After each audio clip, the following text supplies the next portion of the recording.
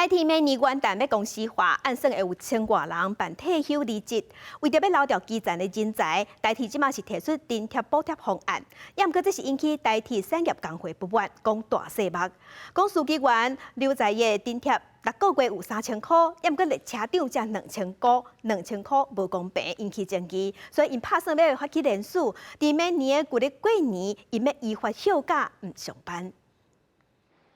代替公司要伫明年元旦开始来挂牌营运，毋过可能需要面对运务人员依法休假事件。代替产业工会讲，运务人员大约1000外人，拢是伫咧车顶工作，相关有1案的风险。也毋过确实有津贴差别的台步，所以讲发起员工联署，2024过年暗暝到初3，号召员工依法休假4天，未上班。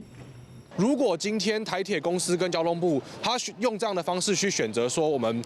并不重视其他的职种的话，那我们会呼吁员工不如就直接回家休息。代替产业工会指出，代替提出的留在津贴，司机员是每个月3000块，列车长只有2000块。危险的津贴部分，司机员是每个月3000块，列车长只有每点钟40块。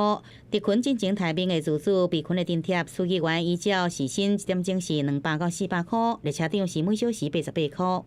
已经实施1年，现在才提出来了哈，所以我想说知道是什么原因哈，这个当时没有提出来，那快1年了再提出来，所以我想说大概是什么问题，会请局长哈再跟他们沟通。对着是不是启动过年施运的备案，王国才强调，进入过年要有一段时间，均要求代替甲工会先沟通，尽量莫会发生。因若代替产业工会是讲会看联署的情况，明年2月7日宣布是不是要来发起行动。